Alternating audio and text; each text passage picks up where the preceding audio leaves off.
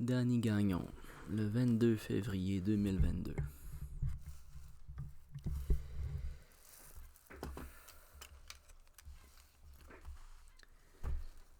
L'emprisonnement par le spectre de l'adulation.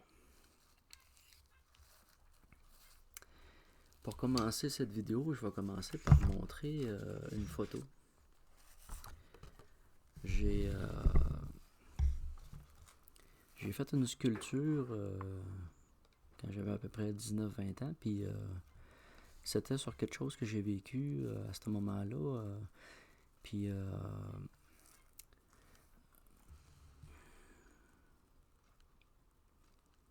c'est une rose croix.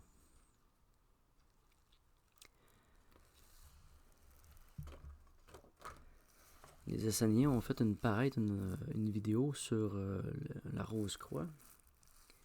Puis j'ai fait un commentaire sur la rose croix les roses croix en question, sur le sujet. Et j'ai mentionné à une personne qui m'a fait un commentaire que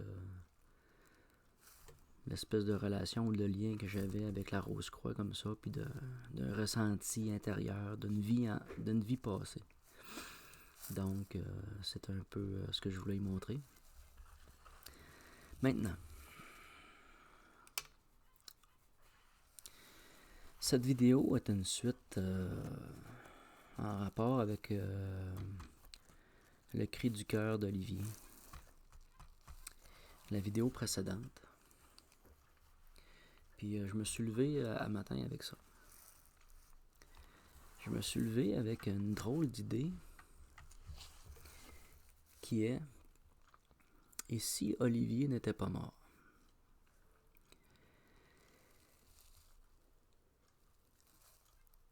Il y a comme une aspect de cruauté qui s'en dégagerait si ça serait le cas. Puis, je ne crois pas qu'il soit encore vivant. Même si je ne l'ai pas observé. J'ai un ressenti d'une présence et d'une synchronicité qui est un petit peu hors du commun dans la situation actuelle. Et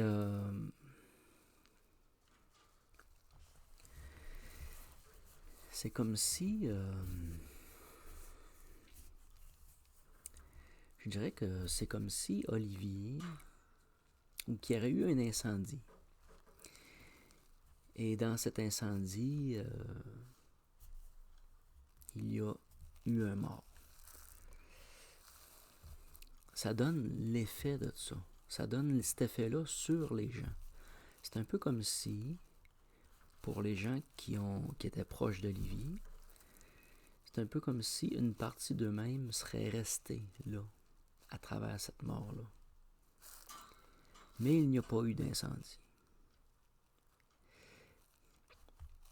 Mais, tout est là. Tous les livres, tous les écrits, toutes les photos, toute l'œuvre d'Olivier reste là. Et est un rappel, est une forme de mémoire. Et ça vient à la fois soutenir, mais à la fois aussi peut-être omnubiler une partie de la vie des gens. C'est bien de se rappeler, mais jusque dans une certaine mesure. Il y a des gens pour qui un feu ou un incendie, c'est un peu comme s'il y a une partie d'eux autres qui meurt avec l'incendie. C'est un peu comme si toute une partie de leur vie est effacée, soudainement. Ça fait un grand nettoyage, un grand balayage. Mais il y a des survivants qui survivent, puis il y a des survivants qui survivent, mais survivent mal. Ne survivent pas facilement. Alors,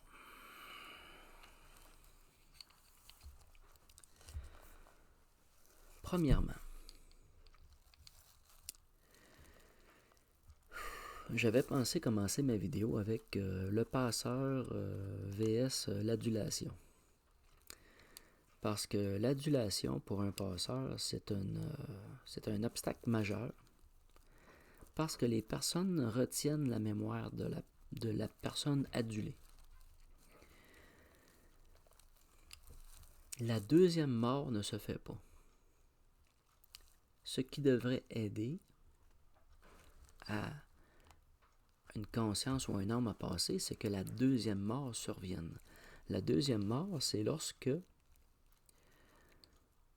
tous les gens qui portent la mémoire vivante de l'individu n'existent plus. Il n'y a plus personne, il n'y a plus de support mémoire à la personne, toutes les personnes qui ont connu cet individu. Donc, la deuxième mort, par l'adulation, ne se produit jamais. C'est un peu ce qui arrive ou ce qui est arrivé à Socrate, par l'apologie de Socrate par Platon, et par d'autres philosophes de son temps.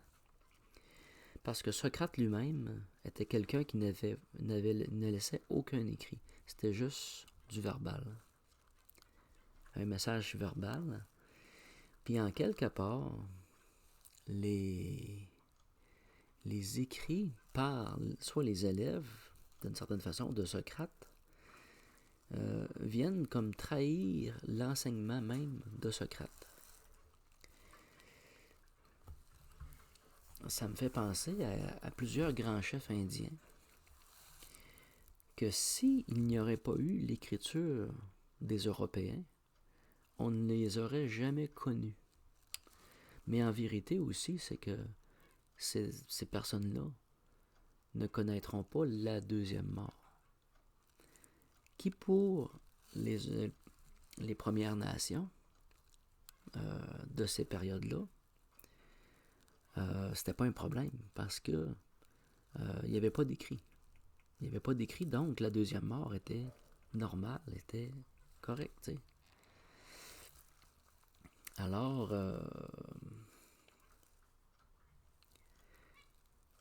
on arrive avec des aides-mémoires. Toute l'écriture, tout le matériel, tout ce qui appartenait à la personne deviennent des aides-mémoires ou comme des espèces d'objets d'adulation. Pour le Christ, c'est une folie, tu sais. La croix, les clous, la couronne, les guenilles, ouais, tout par là. C'est vraiment un rapport d'adulation qui, pour moi, va beaucoup trop loin. Puis même jusque dans la communion. Il y a un moment donné où il y a un effet de bascule, où l'on bascule dans la perversité de l'adulation.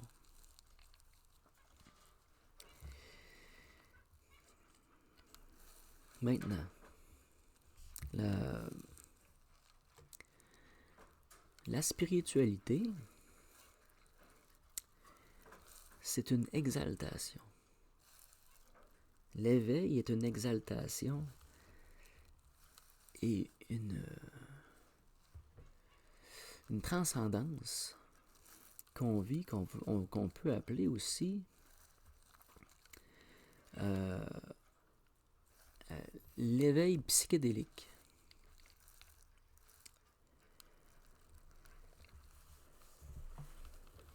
Puis, lorsqu'on est dans un éveil et qu'on connaît ces émotions-là, ces énergies-là, c'est comme une drogue. C'est comme une drogue, puis on cherche toujours à aller vers la recherche d'autres sensations ou d'autres spiritualités ou choses qui vont nous élever, qui vont nous aider, qui vont nous guider. C'est un peu une nourriture de l'âme. Donc, l'exaltation de l'éveil devient comme soporifique ou à la limite presque comme une morphine. Une espèce de morphine. Et l'adulation fait à peu près le même effet. L'effet d'une morphine. L'effet de presque d'une drogue qui vont obnubiler l'individu. Par adulation, beaucoup de gens vont quitter leur famille,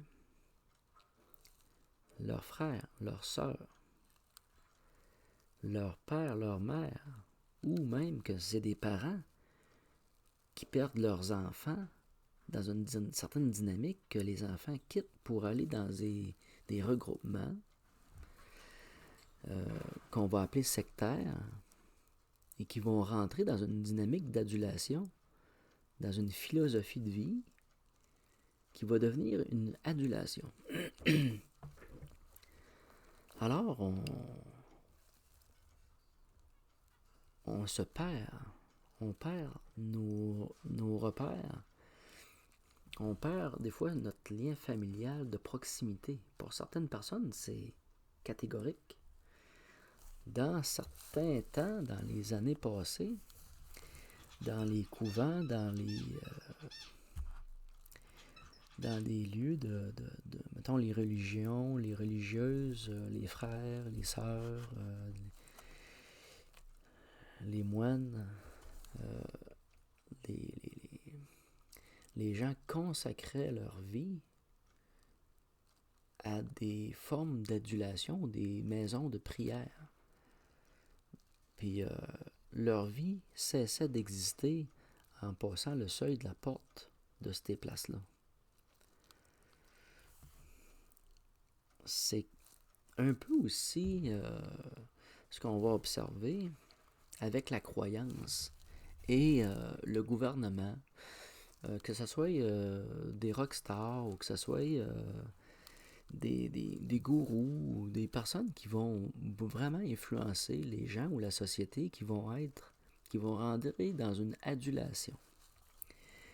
Mais l'adulation ne vient pas de la personne qui est adulée. L'adulation vient des adulateurs. Donc, l'emprisonnement se fait par adulation. Donc, de l'adulé par les adulateurs.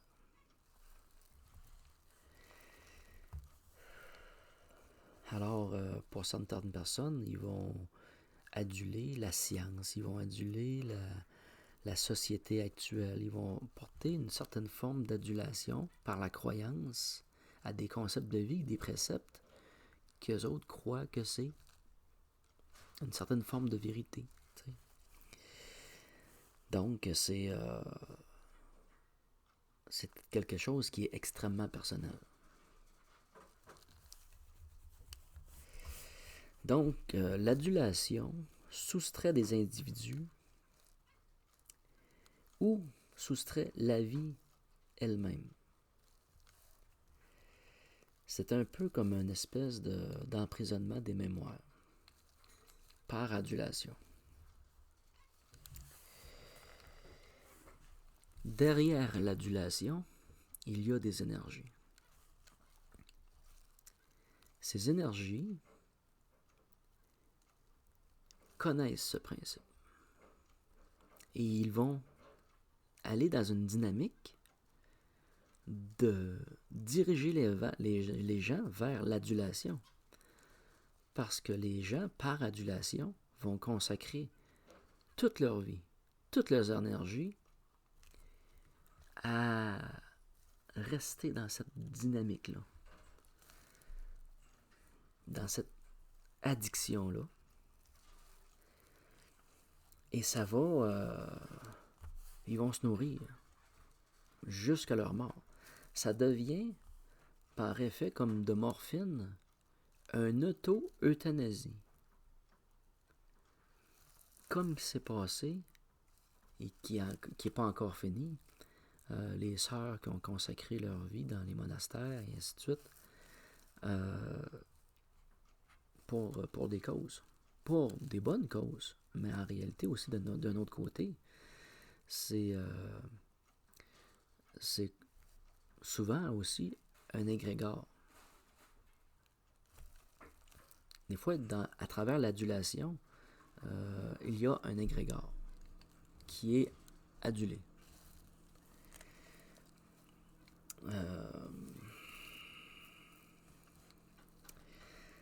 Donc, il faut se poser la question.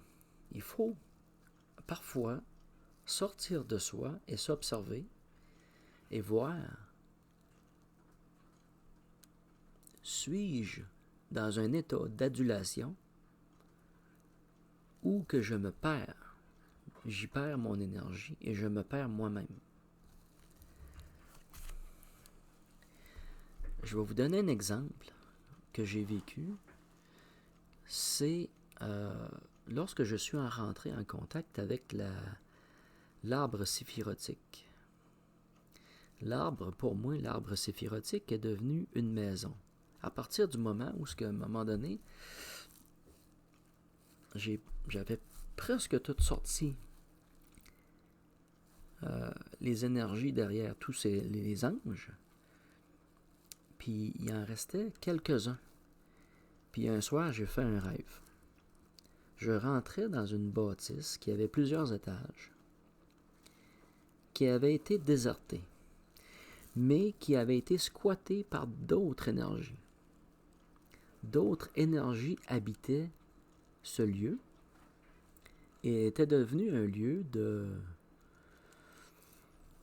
soit pour s'abriter, se cacher ou faire des transactions. Et dans la visite de ce lieu, je suis rentré dans une pièce qui avait mes meubles, mes couleurs, et qui était à moi. Là, je me suis dit, mais qu'est-ce que mes affaires font là? Qu'est-ce que mes affaires font là? Et après ça, on est venu me montrer le dessous de cette bâtisse. Elle ne tenait plus qu'à quelques poutres, et elle était sur le point de s'effondrer. Alors j'ai compris que, à travers ce lieu, qui était anciennement un lieu qui avait été structuré pour donner un service. C'était des énergies qui étaient là, comme un peu comme si ce serait un établissement, puis il y avait des fonctionnaires, puis que les anges étaient comme une forme de fonctionnaires qui venaient aider à différents points, à différents moments dans la vie des gens, et que c'était un service qui avait été établi pour venir en aide. Et après, si on peut dire dans le cycle de la guerre des dieux, du monde d'en haut, ce lieu a été comme à la fois abandonné, mais à la fois investi de d'autres énergies. Donc, j'ai compris que le temps que j'avais passé là, à peu près 1 mois et demi, dans cette bâtisse-là, dans l'arbre séphirotique, mon énergie y était restée. Et j'avais à la récupérer. J'avais à récupérer mon énergie dans laquelle je m'étais impliqué. Et lorsqu'on est dans une forme d'adulation, c'est ce qui se passe. On y place son énergie, puis si on ne s'en rend pas compte, on se fait aspirer par les énergies qui sont derrière l'adulation.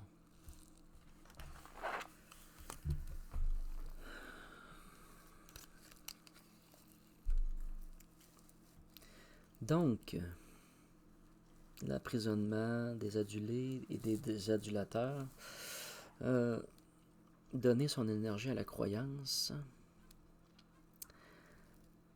ça devient un feu. L'adulation est comme un feu qui continue de brûler et qui finit par nous consumer. Il faut se reconstruire, il faut se relever et sortir de l'adulation pour revenir à soi. Parce que le feu de l'adulation qui consomme est rendu là un culte, une secte, un dogme. Tu regardes la religion catholique et on voit des énergies qui vivent par adulation d'objets. La Bible et toutes sortes d'affaires. Mais il y a le corps vivant en tant que tel, ce qui est vraiment essentiel, le corps, n'est pas forcément considéré à sa juste part. C'est comme si l'adulation prend toute la place. Ou une très grande place. Parce que dans la religion catholique, il y a eu de grandes personnes. Il y a beaucoup de personnes qui se sont illustrées comme étant de bonnes personnes et d'autres qui ont fait beaucoup de mauvaises choses par le principe de bien faire.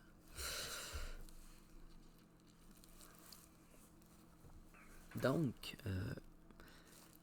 l'adulation omnubile.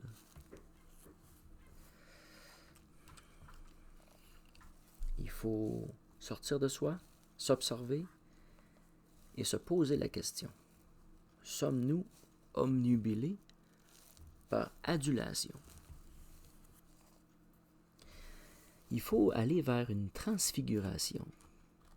Et cette transfiguration, c'est se retrouver sur soi-même, mais se transfigurer aussi à travers un animal mystique qui s'appelle le phénix, qui survit des flammes, de cet incendie, de ce feu qui a ravagé les gens.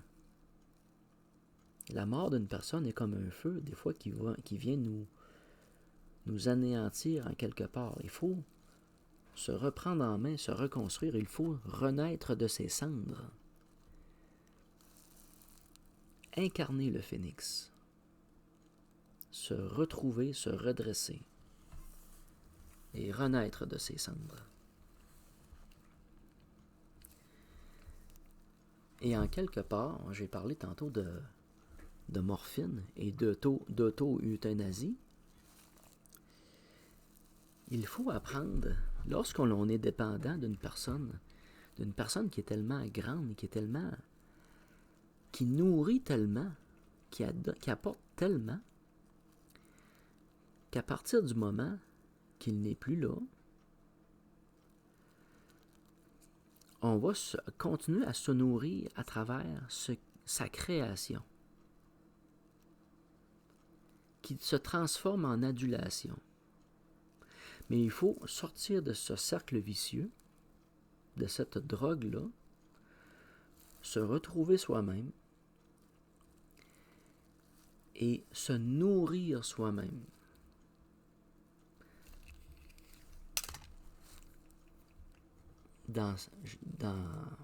Je dirais que dans la majorité des cas, il faut apprendre à se sevrer.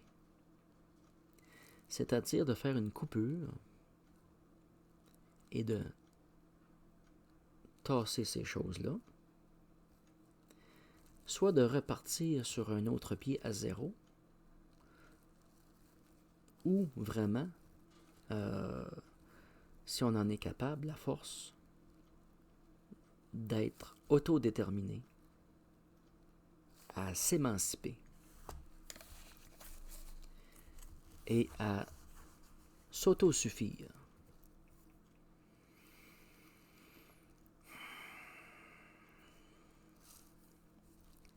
Des fois, je vais faire une vidéo, puis des fois, ça va me prendre une semaine. Peut-être que je fais une vidéo, je vais vider ma coupe. Puis il y a des fois que ça va prendre une semaine avant de remplir ma coupe. Mais comme hier, j'ai rempli ma coupe, je l'ai vidée, j'ai fait ma vidéo. À matin, je me suis levé avec ça, puis ça m'a pris l'avant-midi à peine, puis ma coupe était pleine. J'étais plus capable d'en prendre, là. Puis là, ce que je fais à soir, c'est de vider ma coupe. Ben, des fois, je l'appelle quasiment ma barouette. Des fois, il rentre tellement de stock qu'à un moment donné, là, c'est plus une coupe, ça prend, c'est une barouette. Puis pour moi, c'est quelque chose qui rentre au poste, là. Tu sais, j'en ai trop pour moi-même. Fait que je partage, puis je sais pas qu'est-ce qui va venir, qu'est-ce qui va m'arriver d'autre. Je demande rien, ça me tombe dessus. Puis j'essaie de suivre. Puis je partage. Fait que vous y allez à votre rythme personnel et n'hésitez pas à vous entraider pour vous relever ou pour faire la coupure. Pour aller dans une période de sevrage et vous retrouver. C'est essentiel. Pour ne pas vous laisser happer par le spectre de l'adulation.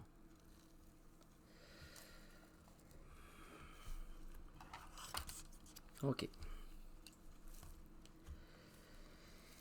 Je vais relire mes notes.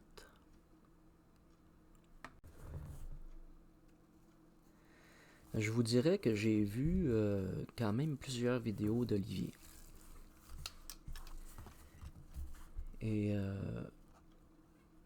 il a manifesté souvent le désir de ne pas revenir, de ne pas rentrer dans le cycle de la réincarnation. C'était une aspiration pour lui. Puis c'est bien certain qu'à travers toutes ces vidéos-là, puis son nom qui est un peu partout, sa biographie qui vient de sortir, si vous rentrez dans une dynamique d'adulation en plus, il n'y a aucune chance, 0 point barre, qui rentre dans cette dynamique-là. Il faudrait que vous vous décidiez un matin, que vous ramassiez tout le stock, que vous mettriez ça dans un gros tas, vous faites un feu. Puis, ciao, bye. On se rappelle plus d'Olivier Manitara. Olivier Martin. En quelque part, c'est un peu ce qu'il aspirait. C'est un peu ce qu'on aspire tous.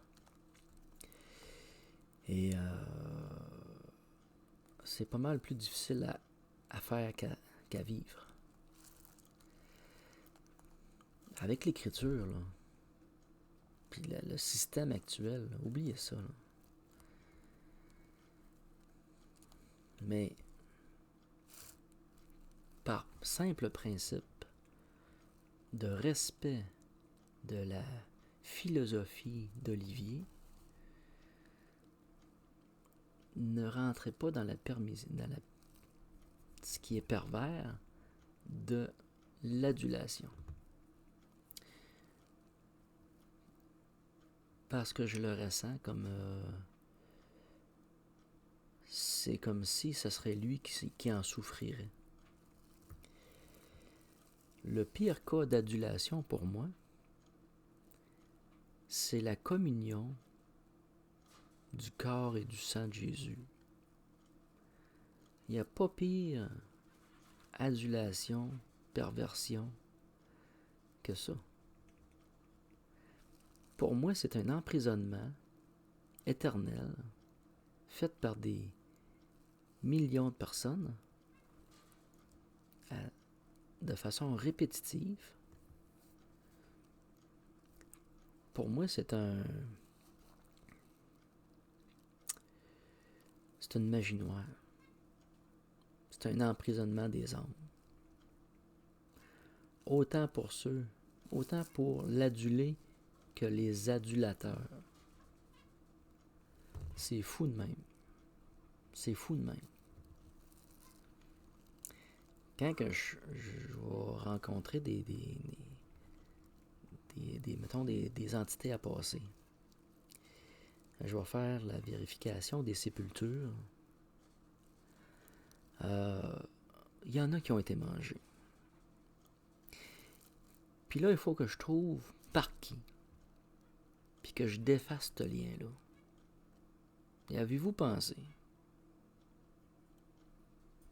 La bêtise. Présentement, je fais une vidéo, là.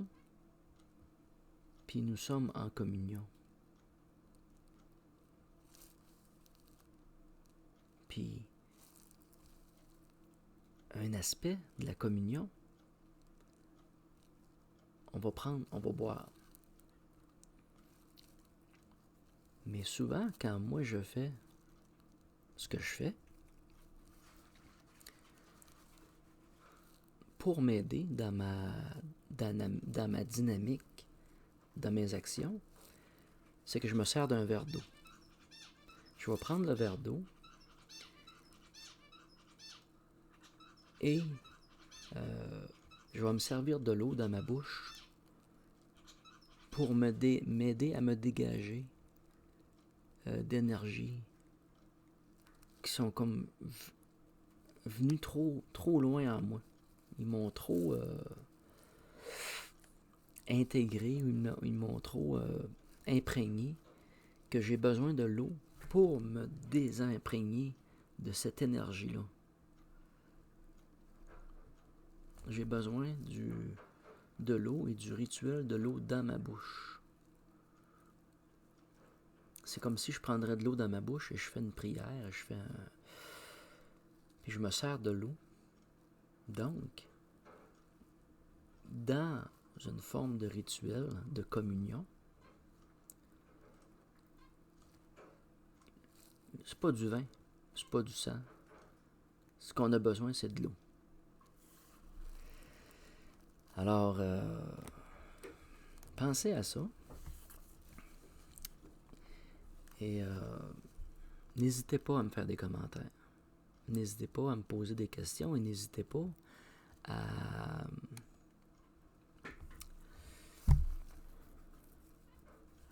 partager vous-même. Puis à vous reprendre en main et vous élever de vous-même. Je vous remercie.